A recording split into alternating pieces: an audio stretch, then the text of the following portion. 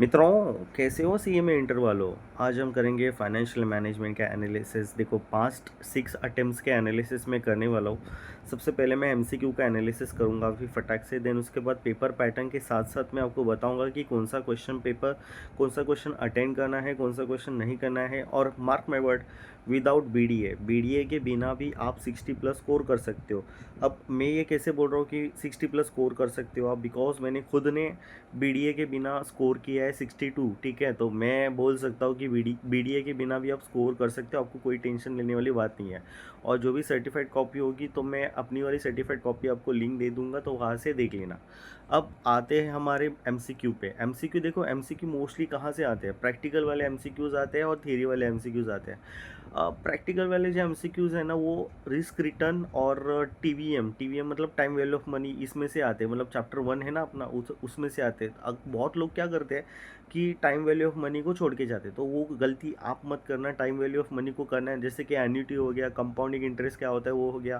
तो ये सारी चीज़ें हैं वो देख के जाना, क्योंकि इंस्टीट्यूट एक question time value of money का एमसीक्यू के लिए पूछता है। देन उसके बाद रिस्क रिटर्न में से एक क्वेश्चन पूछता है। देन उसके बाद फाइनेंशियल मार्केट, जैसे कि टी वे बिल होता है, तो उसके बारे में भी क्या, ट्रेजर बिल होता है, तो वो ट्रेजर बिल के बारे में काफ़ी बार इंस्टीट्यूट पूछता है। द मनी मार्केट के बारे में काफ़ी कुछ, और कमर्शियल पेपर्स होते हैं तो उसके बारे में भी इंस्टीट्यूट थ्योरी वाला क्वेश्चन पूछता है। तो आपको अगर होता होगा कि भाई नहीं पूछता, कुछ नहीं होता, तो एमसीक्यू के लिए आपको ये करना ही करना है, इंपॉर्टेंट है। उसके बाद में रेशो एनालिसिस के 2 एमसीक्यूज आते हैं या फिर एक एमसीक्यू आता है, तो कोई भी रेशो निकालने के लिए आपको बोलेगा तो आपको निकालना पड़ेगा, वो वाला एमसीक्यू ज़रूर आता है। और कॉस्ट ऑफ कैपिटल का जो एमसीक्यू है, कॉस्ट ऑफ कैपिटल का एमसीक्यू मोस्टली इक्विटी वाला एमसीक्यू आता है। ठीक है, मतलब कॉस्ट ऑफ इक्विटी निकालो, नहीं तो रिटेन अर्निंग्स निकालो, तो इस तरह के एमसीक्यूज आते हैं। तो ज़्यादा मुश्किल वाला कॉस्ट ऑफ कैपिटल का एमसीक्यू नहीं आता। यहाँ पे मैपिंग मैंने पूरा दे दिया है कि भाई कितने अटेम्प्ट से कितना अटेम्प्ट आया। ठीक है, देखो जैसे कि रेशो एनालिसिस हो गया, तो अभी रिसेंटली 2 एमसीक्यू आया था उसका, जून 2027 में, और दिसंबर 2025 में एक एमसीक्यू आया था। जैसे कि अभी देख रहे हो, कॉस्ट ऑफ कैपिटल के 2 एमसीक्यू आए थे, तो कॉस्ट ऑफ कैपिटल करना इंपॉर्टेंट है। वैसे भी वो कितना मार्क्स दे रहा है अपने को, 2 एमसीक्यूज लेके, मतलब 4 मार्क्स दे रहा है, ऊपर से 7 मार्क्स अलग से दे रहा है। मतलब हमारा पासिंग होने का क्राइटेरिया कितना है? 40 मार्क्स है, उसमें से 7+4 कर लो तो कितना हो जाता है? 11 मार्क्स। तो 11 मार्क्स आपको इधर ही कॉस्ट ऑफ कैपिटल दे देता है, और हम इसको ही इग्नोर करते हैं। कैपिटल स्ट्रक्चर एंड लीवरेज, इसमें से अभी तक आया नहीं है, 2 अटेम्प्ट से, तो इस बार आने के चांसेस है। दिसंबर 2026 में करके जाना, लीवरेज वाला आ सकता है। कैपिटल बजटिंग के 2 ही एमसीक्यू आते हैं, मतलब वो एनपीवी हो गया, नहीं तो प्रॉफिटेबिलिटी इंडेक्स हो गया, निकालने के लिए everything is there. Capital budgeting का थोड़ा बहुत फार्मूलाज का नॉलेज चाहिए, मेथड्स का पता होना चाहिए। अगर आपको मेथड्स का पता है तो आपके लिए कोई प्रॉब्लम नहीं होगा इसमें सॉल्यूशन करने के लिए। डिविडेंड डिसीजन का भी एमसीक्यूज 2 एमसीक्यूज आता है, तो इस अटेम्प्ट में दिसंबर 2026 में आने के चांसेस है, तो करके जाना। ठीक है, एक एमसीक्यू एक्सपेक्टेड है कि डिविडेंड डिसीजन का आएगा। अभी बोलोगे डिविडेंड डिसीजन में क्या करें, तो वॉल्टर मॉडल हो गया, गॉर्डन मॉडल हो गया, तो इनके जो फॉर्मूलाज है ना, उनके ऊपर ही एक फॉर्मूला ये आता है, क्या बोलते हैं, फॉर्मूला बेस एमसीक्यू आता है यहाँ पे डिविडेंड डिसीजन का। वर्किंग कैपिटल का काफ़ी बार आता है। वर्किंग कैपिटल जैसे कि ऑपरेटिंग साइकिल निकालने के बोल दिया, नहीं तो कुछ और करने के लिए बोल दिया, तो ये एमसीक्यू यहाँ पे आ जाता है। और बिजनेस डेटा एनालिटिक्स के 2 एमसीक्यूज आते हैं। पहले 3 एमसीक्यू आते थे, अभी 2 एमसीक्यूज किए इंस्टीट्यूट ने, दिसंबर 2025 से पैटर्न चेंज किया है इंस्टीट्यूट ने। तो हमें पैटर्न के साथ चलना चाहिए। देखो यहाँ पे मैंने पूरा दिया हुआ है, तो पैटर्न आपको सिमिलर दिखेगा।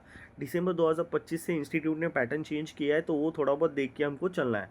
अब आते हैं पेपर पैटर्न के ऊपर। पेपर पैटर्न में हम देखते हैं कि क्वेश्चन नंबर 2 का ए पार्ट, क्वेश्चन नंबर 2 का ए पार्ट जो है वो मॉड्यूल 1 नहीं तो मॉड्यूल 2 से आता है। मोस्टली मॉड्यूल 2 से आता है। मॉड्यूल 2 मतलब मनी मार्केट में से आता है, थियरी वाला क्वेश्चन रहता है। ठीक है, उसके बाद में क्वेश्चन नंबर 2 का बी वाला पार्ट जो है वो बीडीए से आता है। वो भी मैंने देखा है कि मॉड्यूल 11 थियरी वाला पार्ट आता है।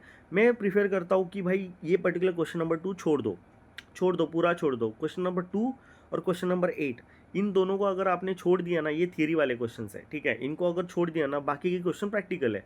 प्रैक्टिकल क्वेश्चंस में हम 7/7 लाने की कोशिश करेंगे। और प्रैक्टिकल क्वेश्चंस में 7/7 लाना कोई मुश्किल वाली बात नहीं है, बट थियरी वाले क्वेश्चंस में अगर हम 7/7 लाने का कोशिश करेंगे, तो आपको बहुत ज़्यादा अच्छी मेमोरी चाहिए, और आपको पॉइंट्स रिमेंबर होने चाहिए। बुलेट पॉइंट्स के साथ साथ अंदर का जो मटेरियल है वो भी आपको अच्छे से पता होना चाहिए। ठीक है, तो वो थोड़ा बहुत मुश्किल हो जाता है याद करना। इसकी वजह से मैं प्रिफेर करता हूँ कि प्रैक्टिकल करो, थ्योरी वाले जो प्रैक्टिकल्स है वो मत करो, बिल्कुल मत करो। क्वेश्चन नंबर 3 का ए वाला पार्ट जो है वो रेशो एनालिसिस का होता है, हमेशा वो रेशो एनालिसिस ही पूछता है, उसके अलावा कोई पूछा नहीं है। अब देखो क्वेश्चन नंबर 3 का बी वाला पार्ट है ना, कैश फ्लो स्टेटमेंट पूछता है। देखो क्या किया था ना इंस्टीट्यूट ने दिसंबर 2024, मतलब मेरे अटेम्प्ट में इंस्टीट्यूट ने क्या किया था कि फाइनेंशियल स्कोर में से एक क्वेश्चन पूछा था, वो अल्टमैन जेड स्कोर करके है, उसका क्वेश्चन पूछा था। तो इस बार भी ऐसा धप्पा देने के चांसेस है, ऐसा मुझे लग रहा है, ठीक है, क्योंकि दिसंबर 2026 उनका आई गेस और एक अटेम्प्ट होगा इंटर का ओल्ड में, बट फाइनेंशियल स्कोर का क्वेश्चन आने के चांसेस मुझे लगते हैं। तो अल्टमैन जेड स्कोर नहीं तो बेनी स्कोर जो भी है वो करके जाना, ठीक है, वो पर्टिकुलरली वो चैप्टर में ही है, रेशो एनालिसिस के आगे देखोगे ना तो उसमें ही है। अदरवाइज कैश फ्लो स्टेटमेंट तो हम कॉर्पोरेट अकाउंटिंग में भी सीखते हैं, तो कोई प्रॉब्लम नहीं आती हमको करने के लिए, प्लस अकाउंटिंग में भी करते हैं हम लोग, तो कोई इशू नहीं है कैश फ्लो स्टेटमेंट करने के लिए, कैश फ्लो स्टेटमेंट आप कर सकते हो। कैश फ्लो स्टेटमेंट में भी देखा गया है कि ऑपरेटिंग एक्टिविटीज़ पूछता है, कभी कभी इन्वेस्टिंग एक्टिविटीज़ पूछता है, ऐसा नहीं कि पूरा मतलब तीनों की तीनों एक्टिविटीज़ पूछ लिए, तो उसमें से भी स्पेसिफिक एक्टिविटीज़ पूछता है, मतलब ऑपरेटिंग पूछेगा तो नहीं तो इन्वेस्टिंग पूछेगा, नहीं तो फाइनेंसिंग पूछेगा, जो कि करने के लिए ज़्यादा मुश्किल नहीं है। अब आते हैं क्वेश्चन नंबर 4 के ए पार्ट में। क्वेश्चन नंबर 4 का ए पार्ट जो है ना वो मोस्टली कंपैरेटिव नहीं तो कॉमन साइज, इन दोनों में से ही आता है, मतलब कंपैरेटिव आएगा नहीं तो कॉमन साइज आएगा। मुझे ऐसा लगता है कि इस बार कंपैरेटिव आएगा, ठीक है, तो कंपैरेटिव आपको सॉल्व करना है। अब देखो कंपैरेटिव और कॉमन साइज इन दोनों को सॉल्व करने का तरीका अलग रहता है।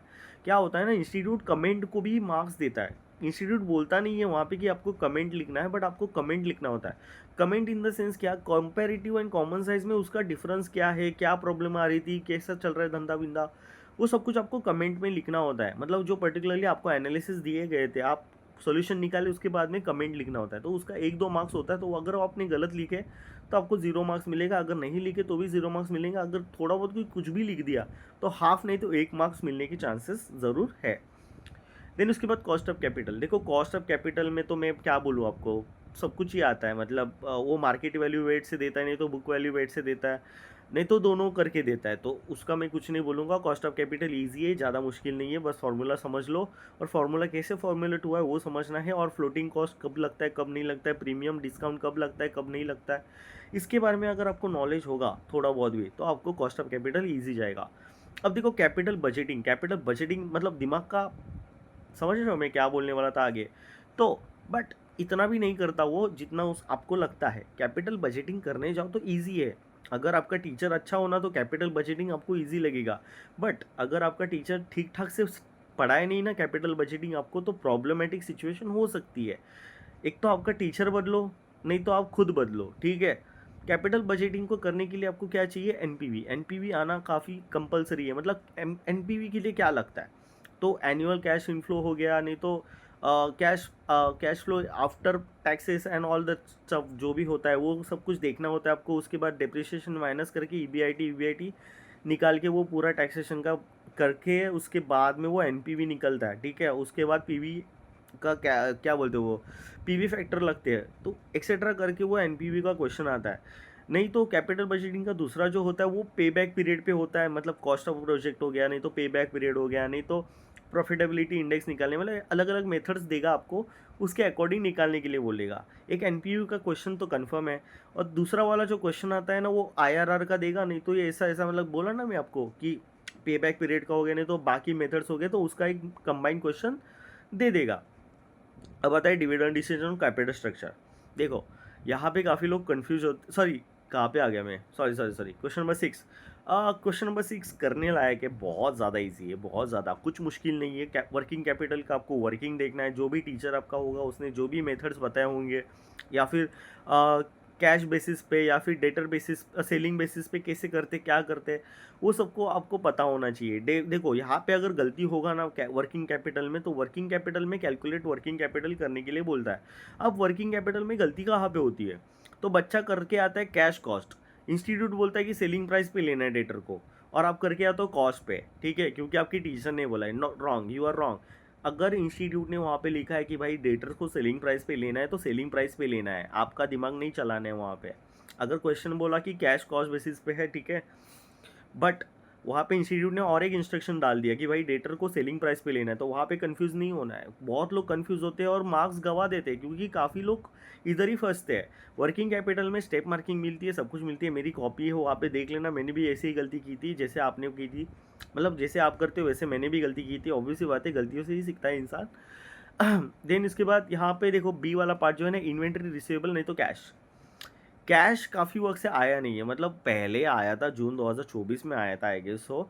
उसके बाद में कैश का कुछ अता पता ठिकाना ही नहीं दिखा, और वो दिखा भी तो नहीं दिखता है, बिनरी कुछ तो करके है कुछ तो उसका, वो कैश मैनेजमेंट का ज़्यादा दिखता नहीं है। बट इन्वेंट्री आने के चांसेस 100% लगते हैं मुझे, क्योंकि रिसीवेबल मतलब जो क्या बोलते हैं डेटर्स होते हैं ना, वो वाले दिखे थे एक्चुअली। डेटर्स वाले जून 2026 में दिखे थे, वो तो 1 बाय टन आते हैं, मतलब पहले इन्वेंट्री आएगा, देन रिसीवेबल आएगा, देन इन्वेंट्री आएगा, देन फिर से रिसीवेबल आएगा। तो उस तरह का पूरा उनका लॉजिक चलता रहता है, ठीक है। तो इन्वेंट्री आने के चांसेस है। तो EOQ, रीऑर्डर क्वांटिटी क्वांटिटी, सब जो कॉस्टिंग में सीखा था आपने मटेरियल कॉस्ट में, तो वही वाला यहाँ पे अप्लाई होता है।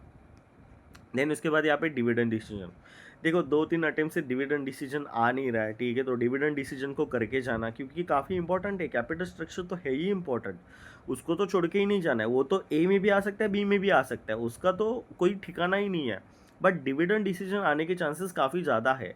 और डिविडेंड डिसीजन में आपको वो क्या, वो बुड्ढे का नाम है वॉल्टर मॉडल, उसके बाद वो गॉर्डन मॉडल, सालों को कुछ काम धंधा नहीं था, मॉडल निकालते बैठ गए डिविडेंड डिसीजन का। नहीं लेना है डिविडेंड डिसीजन हमको यार, काहे को फालतू, बट पढ़ना पड़ेगा। आई नो योर फीलिंग्स, मैंने भी पढ़ा था बट कुछ हुआ नहीं मेरे से, मेरे को दिमाग ख़राब होता है ये डिविडेंड डिसीजन को देख के ही। तो आपको ये वॉल्टर मॉडल नहीं तो ये गॉर्डन मॉडल, ये सब कुछ देखना पड़ेगा, ठीक है। तो डिविडेंड डिसीजन आपके फार्मूलाज कैसे बनते, फॉर्मूलेट कैसे होते, वो सब कुछ आपको पता होना चाहिए। देन उसके बाद कैपिटल स्ट्रक्चर, कैपिटल स्ट्रक्चर में वो अप्रोच है, ट्रेडिशनल अप्रोच, मॉडर्न अप्रोच, ये अप्रोच, वो अप्रोच, अनलीवर लीवर। अरे नहीं यार भाई, एक ही लीवर है, क्या करें हम लोग, ये सब बकचोदी चलता रहता है। तो कैपिटल स्ट्रक्चर में वो लीवर अनलीवर का देख लेना, फिर अप्रोचेस कौन से है, ट्रेडिशनल अप्रोच, फिर वो करके एक अप्रोच है, वो भी है। तो ये सारे NOI अप्रोच है, ठीक है। तो net operating income actually approach है, तो वो वाला अप्रोच भी देख लेना। तो जितने भी अप्रोचेस है वो करके जाना, ठीक है, कैपिटल स्ट्रक्चर में। उसके बाद में EBIT एनालिसिस, EPS और EBIT एनालिसिस, इसमें से भी क्वेश्चन आते हैं, और लीवरेज आने के चांसेस ज़्यादा लग रहे हैं मुझे, थोड़े बहुत लग रहे हैं। तो ये वाला जो स्ट्रक्चर है ना क्वेश्चन नंबर 7 का, वो इजी भी है, मुश्किल भी है, थोड़ा बहुत क्रिटिकल है। ऐसा लगता है कि भाई थोड़ा भी पॉइंट अगर गलत हो गया आपका फॉर्मूला का, तो आपको लेने के देने पड़ जाएंगे। 7/7 में से तो 7 नहीं जाएंगे, 2-4 मार्क्स तो चले जाएंगे आपके, ठीक है। तो ये वाले पार्ट को ज़रा आराम से करना, ठीक से करना। कैपिटल स्ट्रक्चर को तो ध्यान से करना, क्योंकि उसका बोलता कुछ और है, करता कुछ और है साला। उसके बाद में क्वेश्चन नंबर 8 का ए पार्ट, यार देखो BDA से आता है, मैंने बोला आपको ये छोड़ के जाओ, कुछ मतलब नहीं है BDA करने का। अगर आपने BDA का छोड़ दिया ना, और आपको बता दूँ MCQ कहाँ से आते हैं, ये जो MCQs है ना, ये MCQ बैंक में से आते हैं, मोस्टली MCQ बैंक में से आते हैं। मैंने किया था खुद से, मैं खुद MCQ बैंक करके वो BDA के क्या बोलते हैं MCQ सॉल्व किया था, 3 के 3 सॉल्व हो गए थे मेरे से। तो MCQ बैंक आपको करना है। और यहाँ पे मैंने पूरा स्ट्रक्चर दिया है कि देखो MCQ एनालिसिस, यहाँ पे मैंने बताया हुआ है कि किस तरह के MCQs कहाँ से कौन से MCQs आते हैं। तो आपको कॉन्सेप्ट्स रिमेंबर करने के लिए या फिर कौन से कॉन्सेप्ट्स इंपॉर्टेंट है वो जानने के लिए इंपॉर्टेंट है। देखो यहाँ पे देखो, कैपिटल बजटिंग का हमेशा कोई ना कोई मेथड ही पूछता है MCQ के लिए, उससे ज़्यादा कुछ पूछता नहीं है वो। और यहाँ पे थोड़ा एडिटिंग करना पड़ेगा मेरे को बाद में, जाने दो, ऐसे ही रहने देता हूँ। देखो यहाँ पे देखो, ये डिविडेंड डिसीजन का मॉडल का पूछ लिया, मतलब कोई भी हो क्वेश्चन डिविडेंड डिसीजन का, वो फॉर्मूला बेस्ड MCQ पूछता है, ठीक है। नहीं तो वर्किंग कैपिटल का भी कॉस्ट जो भी है, मतलब प्रैक्टिकल और थियरी दोनों पूछता है, ठीक है। तो ज़्यादा परेशानी नहीं होती, कर लेते हैं बच्चे लोग, मतलब एस्पिरेंट्स कर लेते हैं। और देखो यहाँ पे देखो 2-2 MCQ पूछा उन्होंने, मतलब वो सबको टारगेट कर रहे हैं। अभी इंस्टीट्यूट ऐसा कर रहा है ना कि सबको टारगेट कर रहा है वो। यहाँ पे डिस्क्रिप्टिव एनालिसिस है, यहाँ पे डिस्क्रिप्टिव दिखेगा आपको कि कौन से पर्टिकुलर चैप्टर से क्या आया था। देखो रेशो एनालिसिस का मैंने सब बता दिया कि कहाँ से क्या आया था, ठीक है। तो आपको परेशानी लेने की ज़रूरत नहीं कि भाई कौन से रेशोज ज़्यादा आते हैं, कौन से रेशोज कम आते हैं। यहाँ पे बस एक झलक दिखलाजा करने का और ख़त्म मामला पानी अपना। आपको पता चलेगा कि आपको क्या इंपॉर्टेंट है और क्या इंपॉर्टेंट नहीं है। तो जून 2026 से लेकर जून 2024 से लेकर जून 2026 तक का मैंने यहाँ पे करके रखा है, ठीक है। बट आपको कहाँ पे फॉलो करना है, दिसंबर 2025 का ज़्यादा फॉलो करना है। दिसंबर 25 से क्या किया है उन्होंने, इंस्टीट्यूट ने थोड़ा बहुत पैटर्न चेंज किया है क्वेश्चन आस्किंग का, तो वो वाला ध्यान रखना है, ठीक है। और अभी मैं चलता हूँ, रात के 3 बजे मैंने ये वीडियो बनाया था। Thank you for staying with me. और हाँ, लाइक सब्सक्राइब और शेयर कर देना आपके जूनियर्स के साथ। अगर आप सीनियर हो तो, अगर आप जूनियर हो तो भाई तुम आगे वाले फाउंडेशन वालों को बता देना कि भाई एक भैया है फाइनलिस्ट वाले, वो करते वीडियो ऐसा ऐसा बकचोदी करते रहते हैं, ठीक है, तो उनका वीडियो देख लेना, ऐसा बोलना था। और हाँ, यहाँ पे आपको एमसीक्यूज़ का पूरा मिलेगा, ठीक है, पूरा एमसीक्यूज़ का मैंने ये करके रखा है डेटा कि भाई 6 अटेम्प्ट में कितना आया था, तो वो सब कुछ डेटा यहाँ पे है, उसके अकॉर्डिंग आप प्लान कर सकते हो, कोई टेंशन की बात नहीं है। Thank you, bye bye.